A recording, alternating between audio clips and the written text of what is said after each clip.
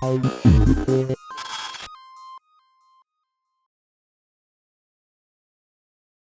everybody, welcome to another episodes of the Uptakes podcast. It's been 1 year na Yep. guys. Happy anniversary. So, in All today's right. episode, we'll be talking about a few items. The off-season of the UP Fighting Maroons men's basketball team is already going to be starting soon. A few breaking news as well regarding the basketball area Mhm. about the upcoming UAAP. We'll be talking about the recent um, provincial game Tournament. that Yeah. the UP Fighting Maroons have participated in. Some summary news about what happened during this April 1. May mga things na kailangan tayo i-debunk. UAAP volleyball season is still ongoing in season 88. Pag-usapan natin ang results natin so far and our chances. And then we have some updates as well, some news that has happened also over the weekend. So guys, kamusta tayo? Hope everything is going well so far this Holy Week. Napakainit. Napakainit na Kaya nga. ako nakasando ngayon. And we Jersey. have Kelvs here joining today and Dennis. Hi, Kelvs. Hi, Dennis. Okay, simulan natin sa schedule at so far, Oo. ang ating first pasabog para sa off-season, meron tayong bagong tournament na sasalihan which is ang Asia Basket. So the Asia Basket tournament will be starting at the end of April and preparations for it has already started. Some announcements already been shared, groupings, including the schedule, the initial schedule and when the UP Fighting Maroons will be participating. It seems like may games tayo na mangyayari sa VTC. So far, ang nakita ko dito, ang games natin sa VTC ay man to, on April 26 at saka April 25, no? Mga kalaban natin una ang Oh, yeah. Benilde at saka LPU, which are all part of our group. And I think the other team na part ng ating group is ang ating kapitbahay, ating suking kalaro, which Yeah, is ang pero before that, on April 19, meron tayo. sa Blue Eagle Gym naman, kalaban natin, Mm. syempre home court ng Ateneo. Ateneo. So hindi siya Ateneo. papayag na ilaro sa VTC ang laban natin against them, no? So quite exciting because almost all of the UAAP teams I think also will be participating here. Ang hindi ko lang nakita yata ay UE, tama ba? Ang maglalaro. But it's gonna be on the group stages first in terms of Yeah. the competition before they head into possibly a quarterfinals, semifinals, and then a particular finals game. So, looking forward for one more additional off-season tournament na meron tayo for this off-season preparation for season 89. Guys, thoughts about Asia Basket? May mga worries ba tayo? May mga things tayo to look forward to about this tournament? Ang pinaka-worry ko lang is yung space of VTC. Kasi maliit lang yun. Mhm. And come on. Ang dami natin. Yeah. Not to Mm-mm. mention yung fans ng other schools, di ba? Oo. At marami kasi both UAP, NCAA, and meron din mga non-NCAA and UAP schools I think that will be participating in this tournament specifically. So, a few people na maimbitahan sa VTC, maglaro sa atin ng UST, Adamson, FEU, San Beda, ganyan. So, pag may mga rookie sila na parang, guys, ang ganda ng UP, oh. Sino ba ang pwede nating kurut-kurutin sa mga Adamson or FEU, di ba? Pag nabisita, nagkamali ng liko, biglang nailak. Hindi na nakauwi. Hindi na Yan, nakauwi sa Hong yan. Kong. Sino pa ba to? Perpetual, Adamson, oo yan. Oh. Yung mga tenista, wais. Hindi pinapunta yung mga sa kanila. So, ayaw malak. Ganun. Yan ang dahilan. Mm. And So, quite home curious, and no? away naman yung format nila eh, 'di ba? Parang Oo. Oo. may Home and chance pa away. rin na na maglaro sila sa sa home court natin. Yeah, I'm quite curious kasi it's still going to be at the end of April, no? At least some of these particular games. So, Mm. meron ba baka may mga announcements mangyayari immediately after the current tournament of Pinoy Liga will be concluding kasi I think nag-usap din si coach with the head and also the organizers of Pinoy Liga. So, I'm not sure if Yeah. they do have their own collegiate tournament that's gonna be ongoing. So, prior or during the same time of Asia Basket, baka may Pinoy Liga din tayo. So, let's watch out for that one too. Okay? Mauulit din kaya yung ginawa nila last year na may team 1, team 2. Di ba? Hopefully not, pero Mm. Kasi hindi rin malayong ang mangyari. ang nakakatawa na kasi no, pero at least kasi yun, dalawang beses nanonood yung UP crowd, di ba? Parang for the whole season noon, parang nababawi natin yung panonood na yung lahat ng players na nakikita rin naglalaro on ground. Kaya lang, weird kasi nga na paano pag silang dalawa ang nag-meet sa finals? So, sino papalakpakan mo dun? True. Now, there's probably going to be some scheduling conflicts that might happen if in any case na magsabay talaga sila. Another thing that we would need to note is the 3x3 tournament also for the UAAP is going to be ongoing. I've yet to see the lineup that we do have for 3x3. They did say that we might have a few players that will focus on 3x3. So if they're focused on that one, if while the tournament is ongoing for 3x3, we might not see them participate on the off-season games until the 3x3 tournament is completed. So that will be a curious coincidence or a curious scheduling dilemma that some of these organizers would need to consider. And from what I understand also, these players might focus already on 3x3. And it might end up that they might not join the actual UAAP Season 89 Yeah. lineup. But we will see kasi alam mo yon, we are never really sure about these things too. So yan, the schedule of the UAAP, the UP men's basketball team is slowly coming together. Things to look forward to first now is Asia Basket, and then we have the 3x3, possibly Pinoy Liga, then Phil Oil, and then they'll probably have some of their out of country preparations and then also practices. Yung Yun Phil ang Oil, sure mangyayari. na, no? Sure na Yeah, sasala tayo naka-confirm na kasi rin tayo parang sa Phil Oil. nakita ko na dun sa Schedule na lang. Facebook nila. Schedule na lang. Kasi I think they Hmm. usually start end of April din and early or Ako. May.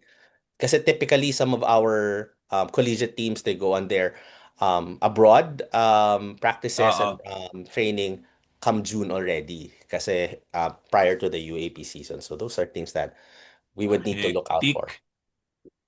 I remember last year at this point may mga games na ng Yeah. Pinoy Liga, Mm-mm. 'di Mm-mm. ba? If I remember yung Yeah. May first mga games. episode natin was after the first game Yeah. of Pinoy Liga natin, which Yeah. happened to be the last game of Francis Lopez. True.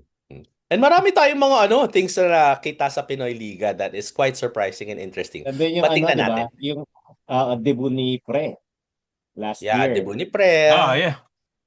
May mga nagpapawis din 2 seasons ago na nasa Canada. Mga ganon. Mga pa-surprise eh. And speaking of pagpapawis din, that's something I'm not looking forward to no? Kasi aircon is life as you would know. And Run Gym. Baka naman kaya natin. Jiso is life. No? As they say. Oo, hindi ko na kaya. Hindi ko na kaya mga Jisoo life. Enderan at saka Eyak Gym. Diyos kong init So magdala tayo ng Jisoo Life at saka Sunblock, yun lang. Okay? Any other Okay. thoughts before we move back for a few days ago on the recently concluded provincial tournament? Ano pangalan? Sibugay? Tama ba? Hindi. Ang Upayam? Sa yun? Umajam. Umajam. Ang ating Sibugay Umajam. was the other tournament na Yeah, nanalo sinalihan tayo natin. ng 800K. Oo. This time around, di ba, binulang natin to a round number. 1 million lang natin. Ang 800 plus 200, ayan, 1 million. Ganyan. Thoughts, guys, regarding that recent tournament? Kelvs, tapan mo ba natin yon? Anong thoughts natin? Yeah, I'll go first. So, let's not kid around. Siyempre gusto natin na nananalo tayo lagi. Pre-season man yan, 3x3, UAAP season. So, kahit sabihin ko yung caveat na off-season lang naman yan, time to test new things, tinker with the lineup, try combinations. So, medyo nakakalungkot lang din na, well, with the quotient ang nangyari, di ba, kaya tayo napunta sa Battle for Third. It's a quotient after just 4 games. So, that's on us din naman kasi we did not win. We could have won out instead of going 3-1 and then went straight to the finals. So credit where credit is due. Adamson played well in that battle for third. Pero again, at the end of the day, ang pinakamahalaga na kampyonato na ating mapanalunan ay yung magtatapos by December of this year. So if the coaches decided na during these off-season tournaments, be it sa mga pocket tournaments yan, sa darating na Asia Basket, Pinoy Liga, Phil Oil, is that they're going to be going to different sets, trying different plays, combinations of players. Okay lang. Basta pagdating dun sa actual season, sana wala nang masyadong testing kasi parang ilang taon na natin nakikita yung first round natin sa UAAP, parang ang dami pang bakit ganun yung starting lineup natin? Bakit ganun yung combination ng players? Na ang hirap kasi parang minsan up to the final four, doon lang tayo nakakita ng actual na na final form ng ating team. So hopefully we do a bit better na pag nag-start tayo sa season, Mhm. hindi naman kailangan labas agad lahat ng alas, pero alam natin, alam na ng mga ng team natin kung ano talaga yung balak nila for the season. Exactly. Yeah, as we have stated already in our previous episodes, 'di ba? This is a time to test out everything. And alam mo 'yun, ako dun sa nangyari sa Loreto, I wouldn't give it much weight except for yung I believe siya, tawag dito, all expenses paid. Yun lang siguro dun, parang bonus na nga lang yung laro eh. I think I hope they figure out na yung what they're supposed to figure out during this off season, and yun implement and adjust as needed sa pagdating ng UAAP season. Yan. Yeah, tama. As our players, most of them are probably going to be playing all together in competitive tournaments. For the first time, some of our veterans have already left. Wala ng Maroon 5. They're already doing well in San Juan Knights. But then, this new team, they're probably going to the collegiate ranks, di ba? Going to be asked to perform specific roles. And those particular roles, they would need to be comfortable with, and they would need to be comfortable with these playing with a different set of players that they've been used to playing with back in their former teams or in high school. So those are things that they would need to practice on the practice courts, but you also need to try it out on a game-like setting or a tournament setting with the actual Yeah. competition potentially that will be facing. So this is indeed the best time to try out some things. Yes, it's quite disappointing because obviously we really want to win. Despite them obviously trying out these new things, alam mo yun, they'll still do the best that they can in order to win, 'di ba? There was that game against LaSalle, clearly very very exciting. Congratulations, Chico, because obviously Uh, he made that winning shot, something that he failed to do during the UAP season. I think he was also relegated or delegated to do a dagger 3 in one of our UAP games in the last season. This time around, he made it happen. So good job, Chico. Hopefully he carries that confidence also the next time that we faces a LaSalle team or any other UAAP team. So we have key takeaways. I mean, lessons learned. Obviously, we learned a lot, big things about how we play, on how our other competitors play and competition plays. Surprised to see other players also playing. So, for example, we did see Cebu, for example, that new player or recruit of LaSalle that eventually did confirm his testing lang participation. pala yung Loreto, no? Oo, parang Tryouts. tiningnan niya. Siguro that win also helped a lot for him to decide na to join the LaSalle Green Archers given the excitement and the level of competition perhaps that he saw in his play in Loreto or in Ay, isa pa Imagine. isa pang nagulat ako nakita sa lineup ng Lasal. Andun din pala si Cadiz. Oh, yeah. The Mm-mm. Yeah. 5'4" dude na Mm. from anong team yun? Anong team yun sa Sibugay? Was it Yeah. Before, I think kinausap din Zamboanga? siya. Yes. In Zamboanga. the previous tournament, tas I think nilapitan na siya doon and eventually he Oo. did ask to join. I mean, that's the beauty, di ba? May it be for us, may it be on the other teams, no? This is the beauty on how popular basketball is. And if you have talent, regardless in where you're from, regardless in where you're height, there will be coaches that will be interested in you. As long as obviously you be Mm-mm. able to show, your goods and your wares, di ba? We did see, di ba, na marami tayong mga probinsyano from even on the provinces in which we do play. Some of our players probably would attribute those provinces or close Yeah. barangays or as their hometown. So that's good to see because obviously they have their own local following there that will have the opportunity to get them to see live after seeing them in the UAAP as well play. So good job. Congratulations, LaSalle. We'll give it to you. That was an exciting finals. Um, hanggang dyan na lang. Charot. Okay. Okay, Bumawi moving sila, on, di di ba? sila nanalo ng last tournament eh. Oo. Well, good to them. I mean, exciting match, but in the end also that they have against Dave Construction. That was very, very close. But Yeah. they kept it close, and in the end, they were able to close out that game. So, good job to them also. Yeah, nawalan Okay. lang tayo ng gas eh. Oo. Hindi na daw Nagtataasa yata na naging mahal na. motivated nung Battle for Third. Totoo ba yan? Hindi naman siguro. Baka naman nagsubok-subok lang and bigay na rin natin sa Oo. Adamson. Diba? Para may panalo din sila minsan. Charot. Anyway, let's move on to the current season of the UAAP volleyball. Kamusta naman ba ang UP? Kamusta tayo versus Lasal? Wag na natin masyadong patagalin, no, yung discussion natin versus Lasal. Pag-move on na lang tayo sa next game natin, which is versus Ateneo. Currently, the Oo women's nga. team is at a particular rank of 6th place, and the same with the men's team. Women's is at a 4-6 record, and then the men's it as 3-7 Oo. record din, no? So, kamusta pa ba ang ating laban? May chance pa ba tayo para mag-Final Four? For the women's, di ba? Ang next kalaban natin is Ateneo Blue Eagles, which we defeated on the first round with 5 sets. This time around, we would want to make sure that we secure that particular win so to possibly still have a chance on the Final Four. And then after the Ateneo Blue Eagles, kalaban na natin ang mga naghahabol din ng Final Four slots. Namely with the teams of FEU, which has also one of their key players, Petalio, injured.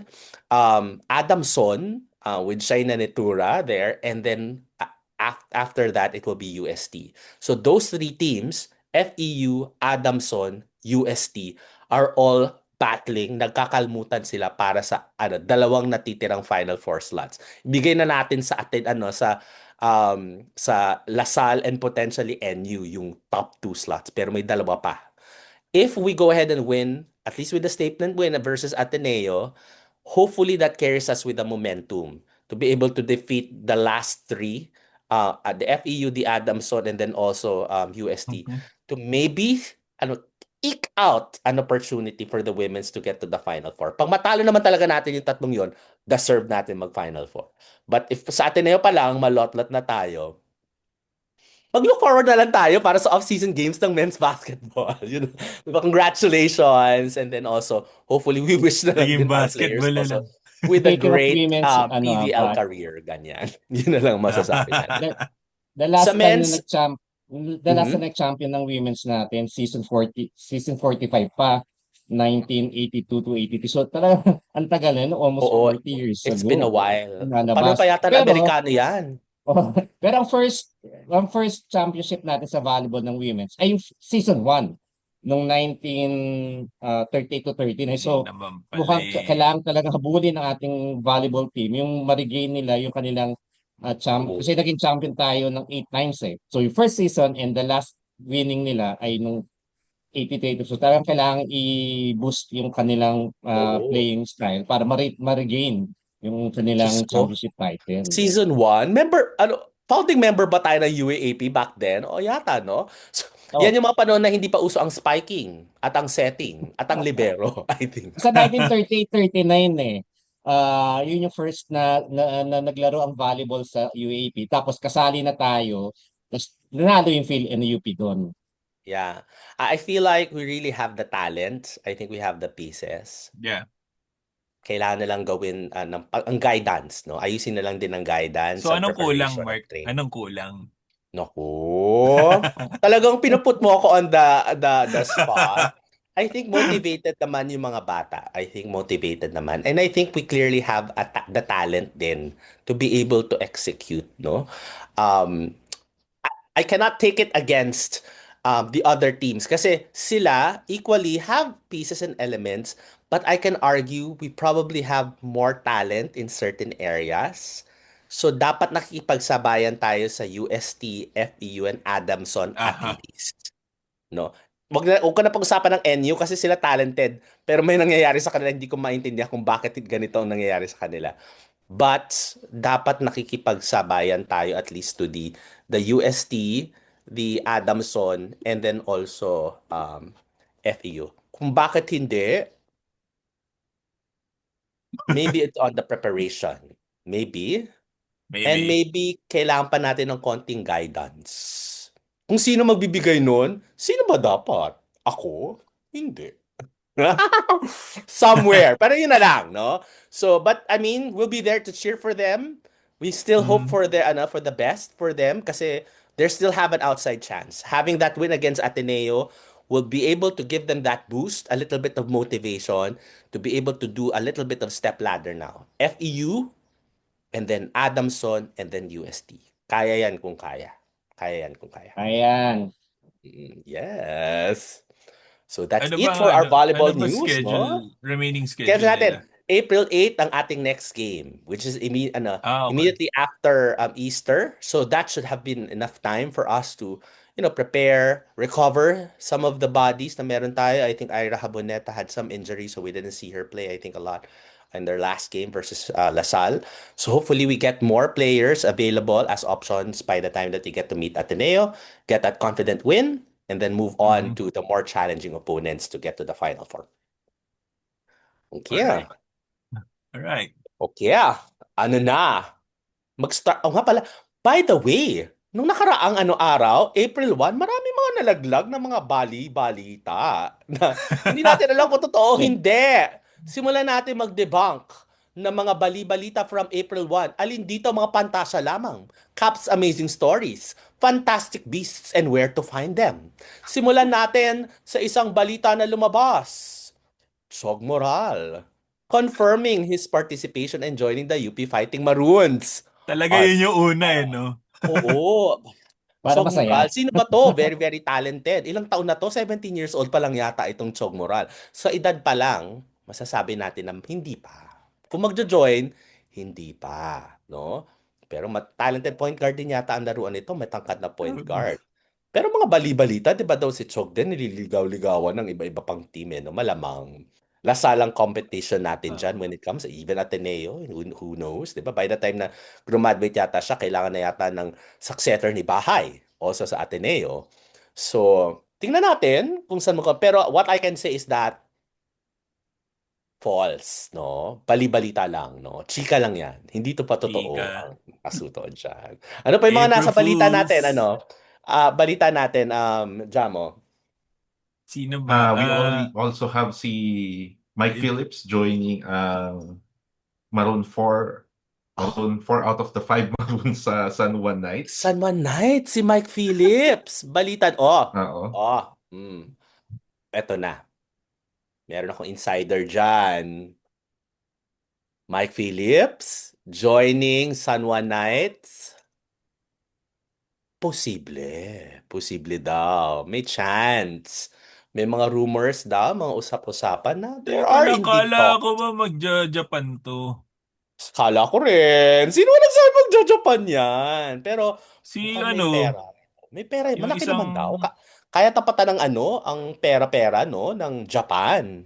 Parang ganyan yata ang usap-usapan. So may chance. May chance, no?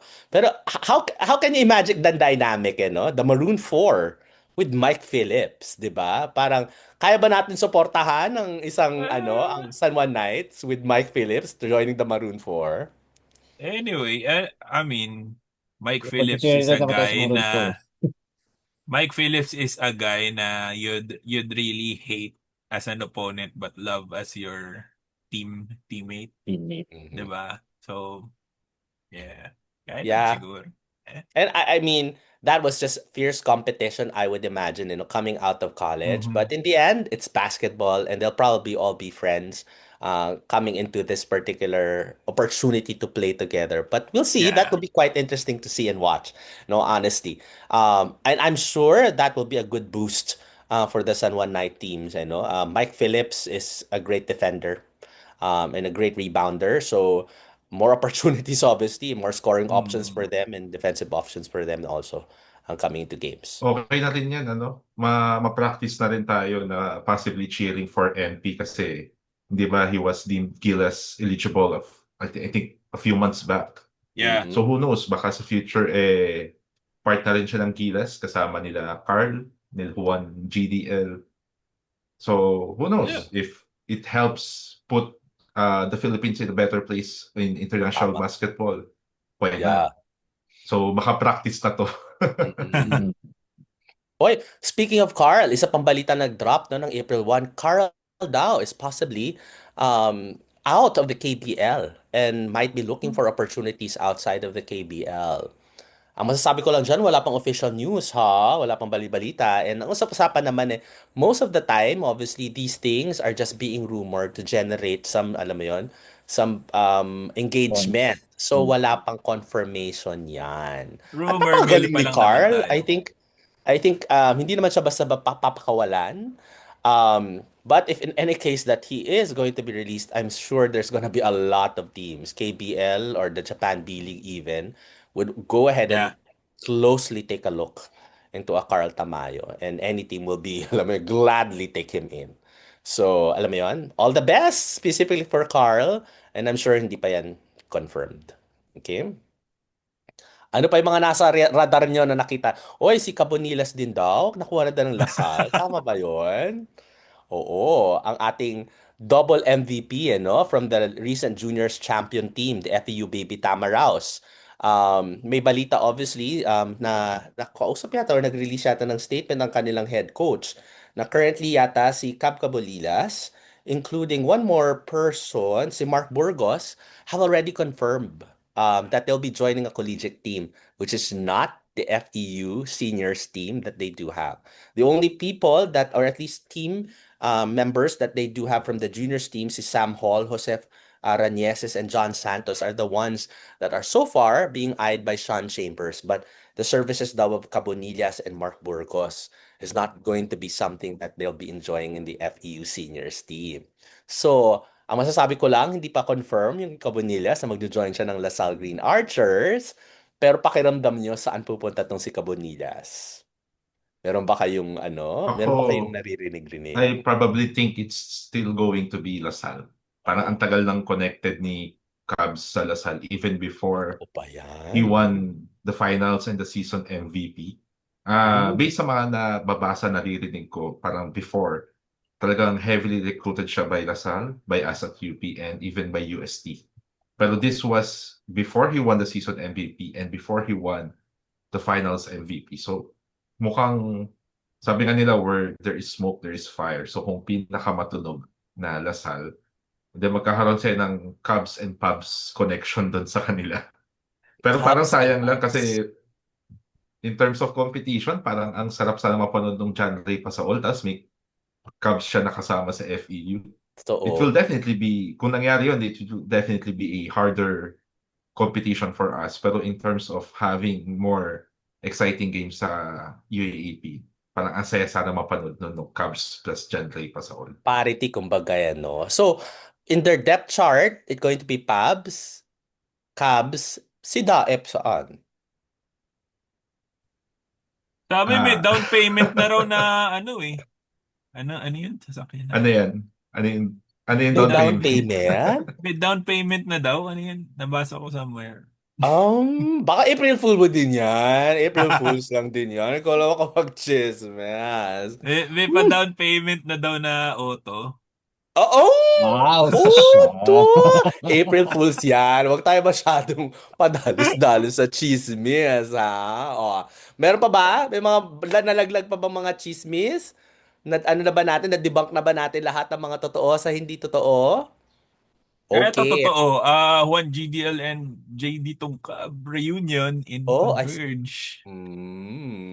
That should be a very exciting watch if Exciting ever. eh. Mm-mm. Good job and all the best also to JD Kunkab. O sige. Welcome back. Mm-mm.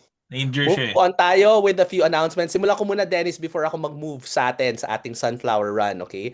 A little bit of advertisement as well. We will have the UP Fair. It's going to be done between April 15 to April 18, obviously on the Weird. Sunken Garden. Nag-move We siya, have... no? Mhm. Nag-move na siya from February to Yes, April. oo nga eh. Ang Sana hindi weird ganun na kainit. April na Ang init. UP Fair. Oo. Sana hindi pa ganun kainit. Sana hindi mainit at sana hindi pa mag-start ang tag-ulan at this particular time kasi yung nakalaban ng UP Paputik Fair. doon. Ulan at saka Putek, no? So we have Kalye Tunes, Quests, Ah, Elements, and Rev Music Festival. I'm looking forward may mga performers na dito that is quite interesting. Pinaka gusto ko dito kasi matanda na ako is yung Quests kasi nandito ang Moonstar 88, si Morissette, ang Imago, Grace Note, si Marina classic. Summers nandyan din. Oo. So maganda ang line-up no. Sa Elements which is Friday, no? Elements nandun ng Bloomfields, if you like Bloom, si Maki nandun din. Orange and Lemons. And then sa Kalya Tunes, 'di ba? Hindi ko masyado kilala mga bago na 'to. Mga kabataan na yung mga lineup no. So let's look forward no. Basically the Orange Ano lang, specifically. siguro yung ano, backtrack lang tayo. Natandaan nyo ng 1980s and 90s, yung Eraserheads, laging sa dulo yan. Yung pagpatapos Mm-mm. na yung fair, kunyari madaling araw, kung kailan nag-wrap up na, saka sila sinasalang. Eh, Oo. hindi Di natin pa alam ako na yung palang pinapanganak nasa nun. dulo nun, siya na yung sisikat na magdadala ng pangalan ng UP. Kasi ang nangyari, alam ko kasi roommates ko sila, di ba? Parang sila lagi lang kinakwento, nagmapakaawa silang isa lang dun sa Mm-mm. UP Fair. And hindi natin alam, biglang sumikat sila after a few years. So ganun yung ano natin, yung UP Fair has been parang training ground talaga ng magagaling na artist natin. Mhm. Yeah. And obviously it comes also with a voice specifically of protests and yung mga nandyan. I think one of the key things nila is bakit wala pang nakukulong. Which is totoo naman. Bakit wala pang nakukulong? I Oo was nga. Yeah. lucky enough 4 years ago, 3 years ago, I think, when hindi pa todo bigay na sumikat pa, napanood ko ang Beanie na nag-perform sila sa UP Fair. So sobrang lucky ka nun kasi kinanta na yung mga hits nila doon including yung Wag na Tayong Umuwi. Okay? So again, tickets are being sold now as of the moment. Dates will be on April 15 to April 18. So look out for some of their posts in Facebook and in Twitter. Ayan. Dennis? Yeah, speaking of yung sinasabi mong ikulog na yan, mga kurakot, ito yung naging ano, naging chant na habang umiikot sa buong UP, yung ating yung, UP Varsity Pep Drummers. Kasi sila yung nasa unahan ng ating Sunflower Parade na nasa ika-4 na taon na natin. Yung team natin ay pagpugay sa kababaihan, pag-as para sa kapatan. And tungkol sabihin, pero nakafocus tayo sa ating mga women athletes. Kaya nga, ang ginawa namin, ang lagi namin binibigyan natin tribute ang ating mga women athletes and sa fourth year na natin, this year, meron tayong mga participants galing sa sports natin na badminton, basketball, beach volleyball, chess, football, and swimming. Tapos nandyan din ating Filipiniana dance group, tapos yung pep squad and the varsity pep drummers. Pero ang maganda kasi dito, parang ni-recognize na rin yung ating mga players na nagkaroon na ng podium finishers for the season 88 na yung first season yata. Ay first sem. Yung mga ating mga teams na nakakuha na ng award ay yung ating fencing. Yung sa fencing natin, naging ano sila na nakakuha sila ng first runner. So, ang first runner silver, di ba? Tapos ang ating tennis ay second runner up and third ang ating badminton. Pero ang pinakamagandang nire-recognize natin ito ay ating swimming team. Ang swimming team natin, sila ang nag-champion for the season 88 na swimming. Marami silang gold. Tapos ito din ika 22nd champion title ng swimming na. Meaning, sa lahat ng women groups natin, ang pinakamaraming napanalunan na championship ng ating swimming. This year, ang syempre, nag-lead pa rin dyan ay si Wendy Fernandez. Si Wendy kasi, siya yung pinakamaraming medal holds dito. And siya rin, parang last 2 years ago yata, nagdala ng torch sa ating lantern parade. So, give natin credit ang ating mga women's team, lalo sa ating mga podium finishers. Thanks, Dennis. And great to see, obviously, that we are doing these particular events specifically with the purpose and celebrating women as well, given that it was indeed Women's Month, I think, Saka sa ano in the pala, month of March. yung sa UAP na teams, 20 games yan, lahat merong women except for I think baseball, pero may softball naman tayo. So parang lahat ng games meron tayong women team and yung mga iba nga is nagsa-shine na rin sa kanya-kanyang Yeah, kanya-kanyang category. I think yung baseball, softball parang pang men's ang baseball, softball ay Tapos softball yung women's. sa girls. Yun ata ang ano siya. Mm. So yeah. Oo. Thanks, Dennis, for that update. Oy, may isa pang balita, oh. Tingnan mo, meron palang Adidas Philippines, Adidas Tokyo. May Hmm. invitation sa kanilang camp sa April 4 to 5. Oh, sino Kasama rin pupunta tayo. doon? Sino mga nandito? Oh, may Saan dala ng gagawin? malaking maleta, no? Malaking maleta. Galing Canada, papunta dito. Pero malaking maleta, hindi ko alam kung bakit. No? So, wag na muna nating anuhin, baka mamaya ma-house na naman tayo. So good luck Andy sa ating participation dun sa Adidas Tokyo Invitational special camp. Oh, By invitation ba? Invitation siya, no? So, yes, invitation. May young okay. talent, 'di ba? When I think Jacob Abela, Yeah. Abela tuloy was still in high school. Kaka-graduate lang yata na ng high school, was also invited in a similar camp. Last year. So last year yata. Last Last year year ba? lang. Tama. Oo. Last Hindi year. high school. So, yeah, so talented players such as Andy gets invited to this one. So, April 4 or 5, perfect, hindi pa nalalabas yung lineup ng Asia Basket. Anyway, may mga bali-balita, small chika, small chismis pa ba tayo? Jamo, Kelvs, Dennis. None from my end. Okay, none from our end. Okay. That's it then. Thank you, Dennis, Kels, for joining, and Jamo. Today's episode, huwag natin kakalimutan to like and subscribe the Uptakes podcast. Yeah. We're looking for sponsors or anybody that is enterprising UP businesses, for example, that would like to be a sponsor or a partner of the Uptakes podcast. Do message us or comment, and we'll reach out to you. Anyway, happy anniversary again, guys. It's been great. The 1 year, a lot more games to look forward to Yeah. in the women's volleyball games and second sem sports and the off-season games of the UP men's basketball team. So, again, UP fight, everybody, and see you on the next episode. UP UP fight. Hey guys, it's Sean Alter from UPMBT, and shout out Uptakes Podcast.